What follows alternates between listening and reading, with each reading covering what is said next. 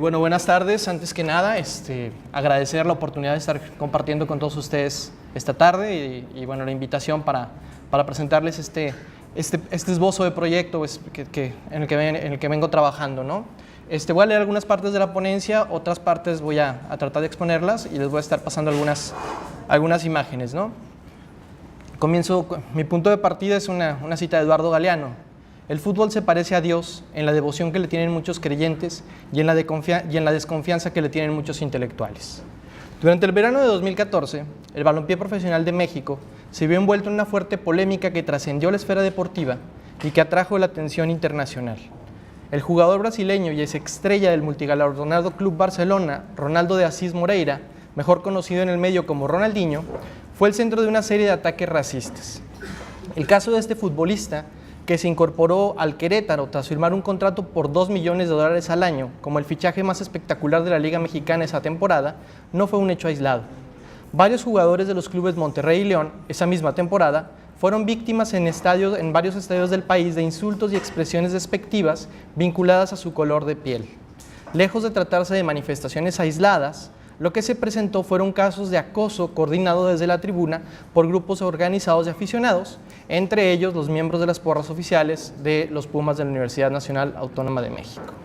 Esta oleada de racismo en las canchas profesionales del balompié mexicano no fue un fenómeno nuevo. Se trata, de hecho, de una problemática que se presenta periódicamente y que afecta particularmente a deportistas originarios de Centro y Sudamérica, aunque también a jugadores mexicanos. Sin embargo, hubo dos condiciones que marcaron su particularidad.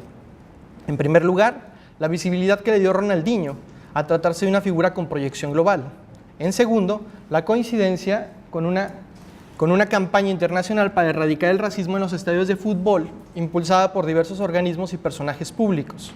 Con las etiquetas "somos todos macacos" o "todos somos simios", la campaña tuvo su origen en las redes sociales y buscaba sensibilizar sobre esta grave problemática y, de manera particular, hacer frente a los ataques de los que fue víctima el jugador Dani Alves, entonces internacional del Barcelona, cuando a modo de insulto le lanzaron un plátano desde las gradas en un partido de la Liga Española.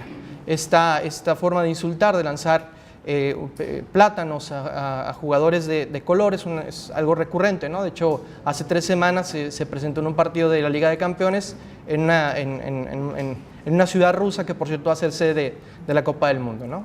Bueno, ambas condiciones tuvieron una fuerte repercusión en el contexto mexicano.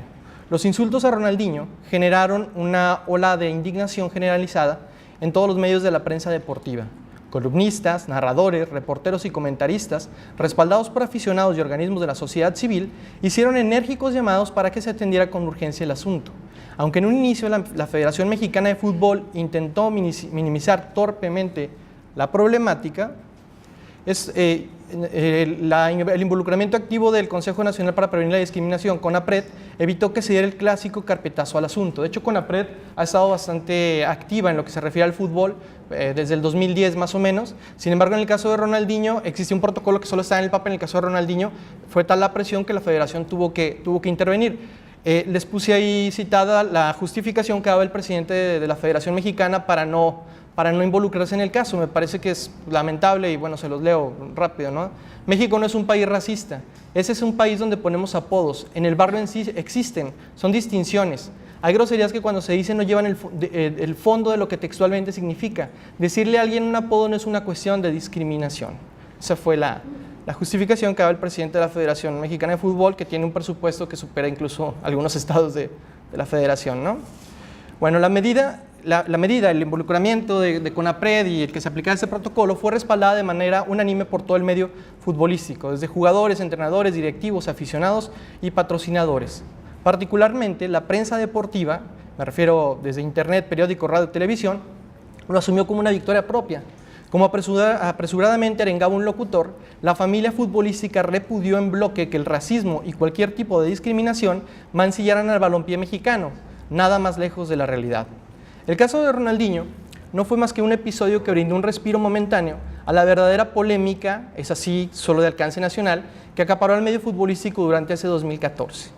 Una vez que los focos de atención globales se disiparon, esos mismos reporteros, columnistas, narradores y analistas que rechazaron las manifestaciones racistas en contra del astro brasileño, retomaron las discusiones de un tema que había dominado los estudios de radio, los de televisión, las páginas de los periódicos, etcétera, desde principios de ese 2014 y que lo sigue haciendo hasta el día de hoy: la llamada extranjerización del fútbol nacional, a partir del reconocimiento de la igualdad entre jugadores mexicanos por nacimiento y por naturalización. Yo trato de hacer un ejercicio periódico de, por lo menos una vez por semana, escucharle un programa deportivo para ver si sigue vigente esta discusión, y sí, acabo de escuchar el lunes una y sigue vigente en la discusión sobre la peligrosa extranjerización del fútbol nacional.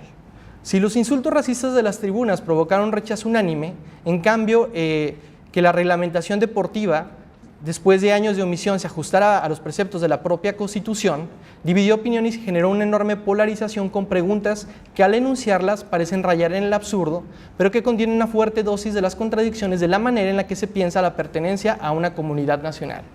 Se las resumo, son preguntas recurrentes que aparecen en los medios. ¿Deben tener los mismos derechos quienes nacieron en el país que quienes acceden a la ciudadanía mexicana por una carta de naturalización? ¿Hasta qué punto los naturalizados se vuelven mexicanos por amor a su nueva patria y hasta qué punto por mera conveniencia económica? ¿Cómo evitar que la presencia de naturalizados afecte a los verdaderos mexicanos y se vuelva un obstáculo para el desarrollo de la juventud? ¿Es sano que un naturalizado represente a la nación en el ámbito internacional, es decir, en este caso, que porte la playera de la selección nacional? Estas discusiones que acaparan gran parte de los tiempos de programas deportivos y en los que literalmente se gastan ríos de tinta podrían parecer superfluas, pero dados los alcances del fútbol como espectáculo de masas, me parece que hay que tomarlas con bastante seriedad. Tan solo la fase del último torneo de Primera División fue seguido por más de 90 millones de personas, particularmente en México y la comunidad que reside en Estados Unidos, y de acuerdo a estimaciones de algunas consultorías, el fútbol profesional genera dentro de nuestro país aproximadamente 0.7% del Producto Interno Bruto Nacional. No deja de ser paradójico que muchos de quienes rechazaron activamente los ataques a Ronaldinho y compañía adviertan con la misma vehemencia de la peligrosa presencia de la otredad en el fútbol mexicano. Y para agrandar la dimensión del absurdo, dos de los otros jugadores que no eran Ronaldinho, que también recibieron insultos racistas, son mexicanos naturalizados y también se les considera como invasores en esta campaña, ¿no?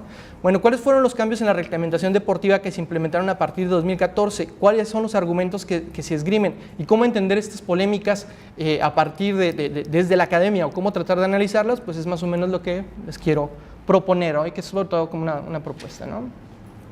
Les hago un resumen breve de cuál es la historia de esto, ¿no? En 1945 inicia el fútbol, en 1944 inicia el fútbol mexicano, el fútbol profesional en México. Desde 1945 y hasta el 2005 estuvo vigente oficialmente un decreto presidencial que limitaba la participación de jugadores no nacidos en México a 4 por equipo. El origen de ese decreto lo he explicado en otro sitio, justo en una publicación en Desacatos, en una publicación del CIESAS, pero es importante tener en cuenta dos cosas. El decreto, o la prohibición, fue resultado de un decreto presidencial emitido por Manuel Ávila Camacho, que significó decretar la desigualdad en el balompié profesional entre quienes poseían la nacionalidad por nacimiento y quienes la obtuvieron por naturalización. Aunque la Constitución de 1917 contemplaba ciertas limitaciones para los ciudadanos naturalizados, es un andamiaje jurídico que viene desde el siglo XIX, es llamativo que esto se ampliara hacia el fútbol, ¿no?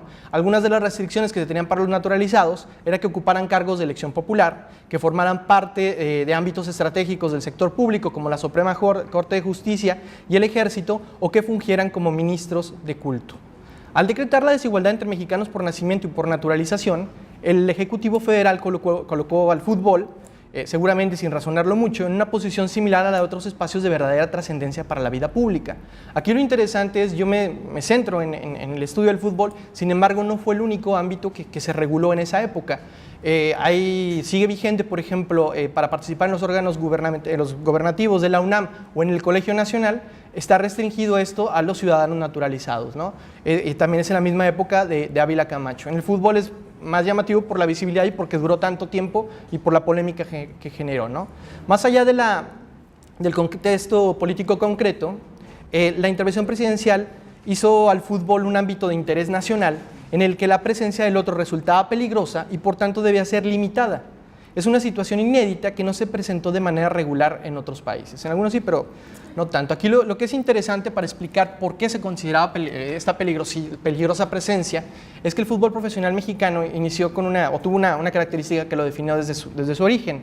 La mayor parte de las estrellas de la naciente liga eran españoles exiliados que llegaron a raíz de la guerra civil. El Barcelona, el equipo Barcelona, que en aquella época era, digamos, el equivalente al actual, o sea, era la gran figura, el gran equipo europeo, hizo una gira por América. Y cuando quiso regresar a España ya no pudo y se tuvo que quedar. Lo mismo ocurrió con una selección vasca. Los dos combinados se tuvieron que quedar. Algunos jugadores se fueron a Argentina, otros se quedaron en México. Eran jugadores que allá eran profesionales, al llegar acá hay empresarios que apuestan y se crea una liga profesional. Entonces nace con una cantidad enorme de futbolistas extranjeros.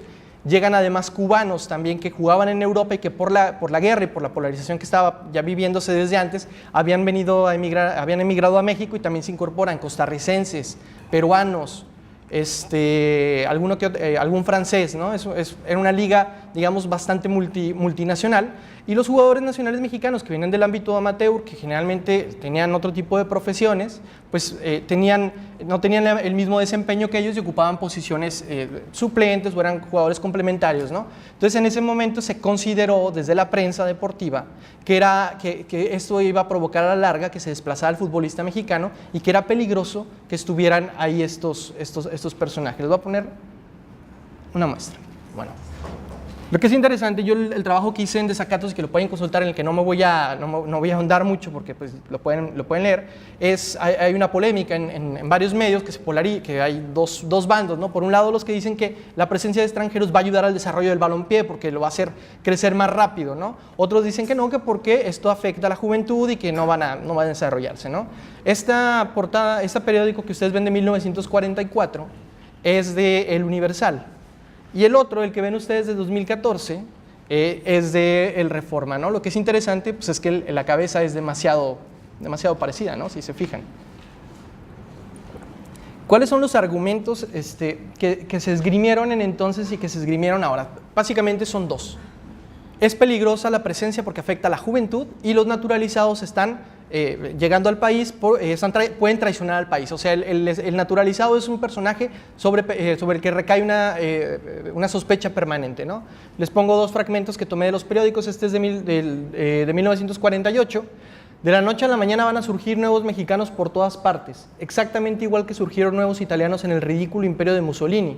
Nuevos italianos que a la hora del peligro para su patria adoptiva corrieron como conejos, ofreciendo a las juventudes que toman por ídolo y ejemplo a las figuras deportivas la más deshonrosa muestra de cobardía e indignidad. Esto 1944, esto es el periódico que todavía lo pueden encontrar en su kiosco, ¿no? Y bueno, este es del Universal del 2015. Que no me vengan con ese cuento de que una persona que adquiere otra nacionalidad porque ama al país del que adquiere esa nacionalidad. Perdón, así está escrito, ¿eh? No soy yo, de verdad.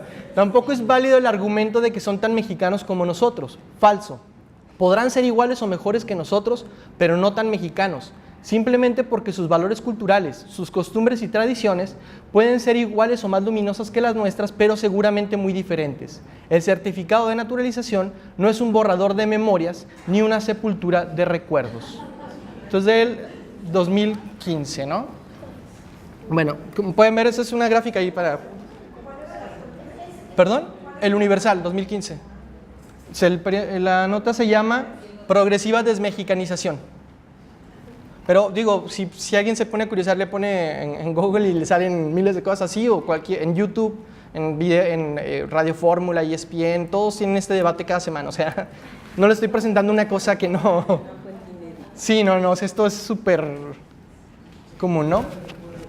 Sí, bueno, esta es una gráfica, esta es la invasión de naturalizados. ¿Por qué el 2014 es significativo y por qué lo ligo a Ronaldinho? Bueno, lo que ocurre, como les decía, el fin del decreto de Ávila Camacho terminó en el 2005. Sin embargo, el balompié lo omitió y siguió regulando la presencia de naturalizados. En el 2014, debido a la nueva ley de amparo, se considera que si a un naturalizado se le niegue el derecho al trabajo, ese puede ampararse y puede demandar a la Federación Mexicana de Fútbol. Entonces los abogados ven venir una cascada millonaria de demandas y dicen, no, a partir de ahora todos somos mexicanos y todos tenemos el mismo derecho, ¿no? Entonces mexicano es aquel que tiene su pasaporte independientemente de dónde haya nacido.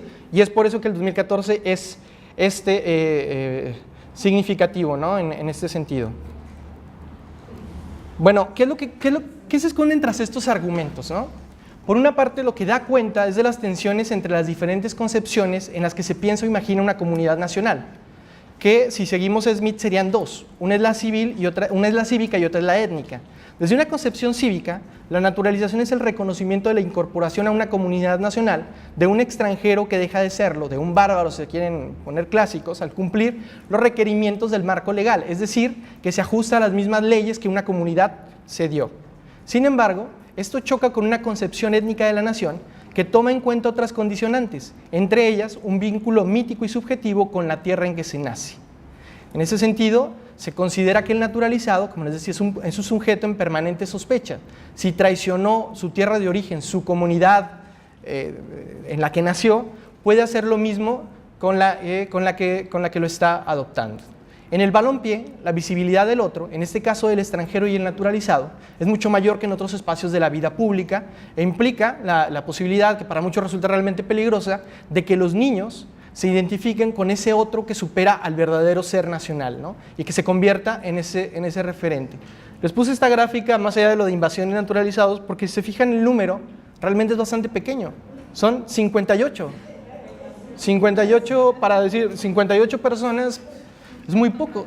Sin embargo, el asunto es la visibilidad que tienen estos 58 personajes, ¿no? Estamos hablando sobre todo de centros delanteros, de estrellas en sus equipos, que juegan todos los partidos y que son los que más camisetas venden, ¿no? Entonces aquí lo que se ve o lo que se argumenta es que es peligroso porque está desplazando al jugador mexicano y porque los niños se están identificando con alguien que no le tiene amor a su patria de origen, ¿no? Aquí lo que es interesante, y por eso les ponía los periódicos en un principio, es que el argumento inicial, pues en una época de guerra, estamos en el 45, en el que México está en la Segunda Guerra Mundial, parecería lógico, pero en el 2015 se sigue manteniendo prácticamente igual, lo cual nos habla de procesos de larga duración en la manera en la que se piensa o de mediana duración en la manera en la que se piensa una comunidad nacional. Les pongo aquí dos fragmentos más. El de la prensa, que lo pueden ver, incluso ese sí lo puse en desacatos. Los más ancianos de la comarca se han dado en recordar que el fútbol fue traído por extranjeros, ingleses, españoles, franceses y hasta teutones. ¿Y qué? ¿Ese es un motivo para que sean extranjeros los que se encarguen de monopolizarlo eternamente? También nos trajeron arzobispos, encomenderos y virreyes. La prensa 1945. En México todavía deslumbra que hablen diferente, raro. Nos deslumbra no por la calidad, sino porque son extranjeros. Todavía somos conquistados. No nos lo hemos podido quitar. El Informador, naturalizados, golpe devastador para el fútbol mexicano, 2015. Entonces, bueno, aquí me parece que es interesante analizar estos procesos, ¿no? Creo que es algo que vale la pena que podamos escuchar. Aquí está la nota del Informador que les decía, y bueno, aquí unas imágenes de recorrer. Ahora, tal como pasó en los 40, ahora también hay un posicionamiento distinto en los medios, ¿no? Si bien hay medios que critican o que ven como algo peligroso la presencia del naturalizado, por otro hay otros que dicen que al contrario, que son bienvenidos y adelante, ¿no? Aquí, por ejemplo, Récord, que es uno de los periódicos más vendidos, tiene estas dos portadas que son magníficas, ¿no? Una es Vos también sos mexicano, que es para un jugador naturalizado argentino, y el otro es Chaco Charro, ¿no? Que otra vez la idea de la mexicanidad asociada a ese estereotipo del charro, ¿no? Es una forma de mexicanizarlo, es decir, bueno, tienes no nada más cumplirse con el marco legal, sino que te pones un sombrero de charro y por lo tanto eres mexicano, ¿no? ¿Qué es lo que se esconde tras todo esto, además de esa lucha entre las dos concepciones? Yo he tratado de seguir un concepto que desarrollaron Pablo Yankelevich y Tomás Pérez Bejo, que es el de xenofobia defensiva, que tiene un bagaje más atrás todo ese concepto, ¿no? Y que sería que no se trata, como cabría lo estoy citando, no se trata, como cabría de esperar de un nacionalismo etnicista, de defender la pureza de una raza mestizo-indígena mexicana superior, sino de defender una raza débil de unos extranjeros que pueden aprovecharse de su debilidad, ¿no? Entonces aquí es la manera en la que se piensa, en la que se chocan estas dos formas de pensar el ser nacional, ¿no? Y bueno, aquí una parte que es muy interesante es lo que tiene que ver con la selección nacional, ¿no? Que se considera realmente como este espacio que quedaba, si bien los clubes podían importar figuras, en la selección nacional se consideraba como este lugar que era cerrado y restringido para mexicanos. Es muy interesante que si bien en los 40 hubo naturalizados jugando en la selección mexicana, hubo por ahí un peruano, algún español, desde los 40 hasta los 70 no hubo un solo representante naturalizado. En los 70 hubo uno, que se trató de un argentino, en un momento en el que México estaba peligrando la clasificación a la Copa del Mundo, lo llamaron a participar en los Juegos Eliminatorios y a la hora del Mundial lo echaron para afuera. Desde el 78, 77, hasta el 2002 no hubo un solo naturalizado en la selección. Pese a que había jugadores, no se les llamaba, ¿no? Y en el 2002 se llamó a Gabriel Caballero, de origen argentino, lo cual generó una polémica enorme en el medio nacional.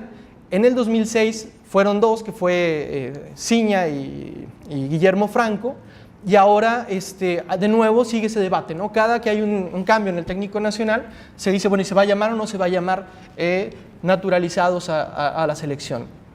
En el congreso pasado de Integra, y ya prácticamente voy cerrando, les comentaba de un caso curioso, ¿no? Que es sí sería una anécdota, ¿no? Hubo un jugador mexicano, se llama Nery Castillo, que lo único que lo hacía, él nació en México, pero se fue casi de meses, se fue a Uruguay porque su padre era uruguayo.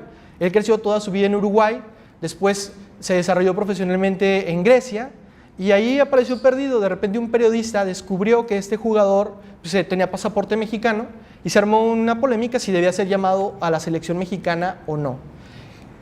La presencia de este jugador, cuya única lazo con México era haber nacido aquí, aunque no tenía más, o sea, no creció aquí, ni siquiera tenía, en un acento incluso porteño marcadísimo, ¿no? Al mismo tiempo se convoca o se abre la posibilidad de convocar a un argentino, un brasileño, Ciña, que llevaba aquí desde los 16 años, que se había casado aquí, sus hijos nacieron aquí, y se consideraba si se le llamaba o no se le llamaba a la selección. Lo interesante es que los dos se llaman al mismo tiempo al combinado nacional. Cuando se llama este brasileño, que era muy querido, la gente mantenía una cierta distancia con él, pese a que en el club lo querían, siempre se le mantuvo como cierta frialdad, ¿no? Cuando este jugador mexicano de familia uruguaya llega por primera vez a México en 20 años, él había nacido en San Luis Potosí, juega en un partido en San Luis Potosí y lo recibe el estadio repleto, y lo recibe como el gran hijo pródigo que volvía, ¿no? Cuando realmente nada más había nacido ahí. Y bueno, lo que hicieron fue precisamente ponerle un sombrero charro, llevarlo a comer enchiladas y entrevistarlo, ¿no? Y decir, bienvenido el hijo, ¿perdón? ¿Sobrevivió? Sí, sobrevivió.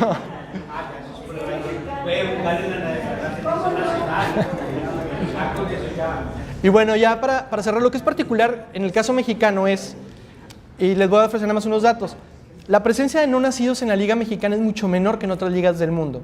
Es el 32% de los jugadores no nacidos en México, que incluye naturalizados, extranjeros y mexicanos, que tienen la ciudadanía mexicana pero nacieron en Estados Unidos, que también es un grupo importante, ¿no?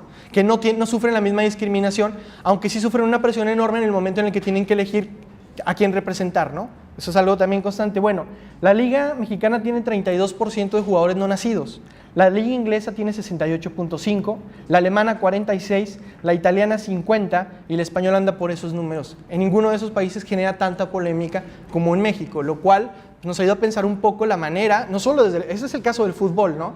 Pero la manera en la que se concibe al naturalizado, que aparte es un segmento bastante pequeñito, ¿no?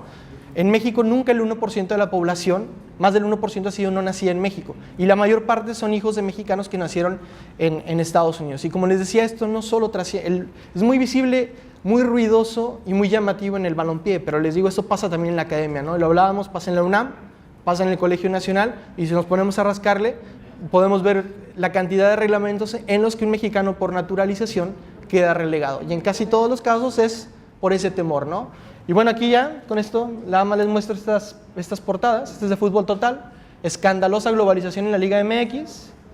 Son dos caricaturas, ¿no? Esta figurita que dice coqueteo representa a la selección nacional. Este es un jugador que se acaba de naturalizar. Ahí no se alcanza a ver, pero dice carta de naturalización, y lo que le está diciendo es guapo, ¿no? Que es como si fuera una meretriz, ¿no? Y bueno, el otro es otro que se ve como la naturalización por conveniencia, es un argentino que le dice, bueno, vas a la Copa América, y dice, viva México, che, ¿no? Con tal de ir a ese lugar que implica una proyección que le va a traer patrocinios, etc. Y bueno, pues les agradezco mucho